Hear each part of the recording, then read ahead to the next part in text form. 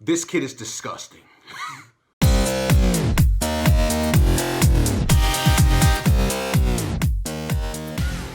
The Dallas Mavericks ended up having an overtime victory against the Denver Nuggets, winning the game 124-117. LUKA Doncic with 38 points, 9 rebounds, and 13 assists. The dude, I don't care that he had 8 turnovers. The dude is just putting up virtuoso performances, just exploding on dudes.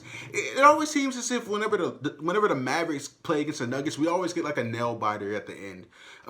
But having said all that, Doncic was amazing, and the dude is just getting better. If the dude can ever get his 3-point shot percentage up to like 40%, it's over, because there's nothing else other than defense, but at least he tries on defense, but there's nothing else on the floor that he does not do well. Having said all that, Jokic played pretty well too. 38 points, 11 boards. The dude is averaging a triple-double as a center. As a center, Westbrook, step aside, bro. There's levels to this, Westbrook. There's a step aside. Jokic and Doncic. Yo, listen. I know I have like a mostly black audience from what I see. Here's the thing. In 3 years, or like 4 years, or maybe even sooner, we could be looking at a scenario in which like the 2 best players in the NBA are white. I'm sorry.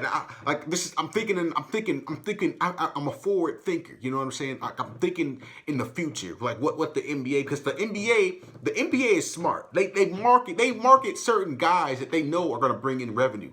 Doncic is a global icon already. Dudes from Slovenia, dude from España, dudes from I'm sorry, but you know, dudes from all over Europe. You know. He was the MVP of the 2nd best basketball league in the world, right? So that's gonna bring a whole bunch of viewers from across the world and make the NBA an even bigger brand than it already is. Same thing for Jokic, even but on a lesser scale, because he didn't have that notoriety. He wasn't notorious like in other sports leagues outside of the NBA. But these two guys are amazing, and they make the game look so easy. They're not quick, they're not athletic, but somehow they just drop a bunch of just drop fire stat lines every game. Like even in the playoffs, I cannot wait to see what happens in the playoffs.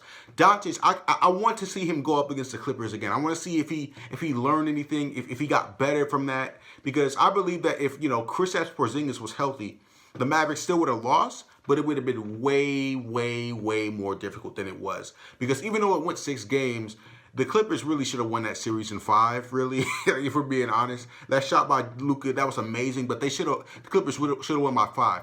This year, I'm looking forward to see what they do, because they got Josh Richardson, who's looking like, he's just as valuable, if not more valuable, than Seth Curry.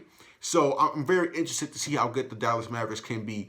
And LUKA has the playoffs under his belt, so he has that experience. So he's no longer nervous. He knows what pressure is. He's been in the most pressurized situations for his age. For a guy at his age, he really couldn't have faced a brighter light than what he faced last year. So having said all that, I'm very excited to see what these two are going to bring to the NBA for years to come. I get to watch 10 more years of this. Jokic and Doncic. Bro, that could be the next Magic and Bird.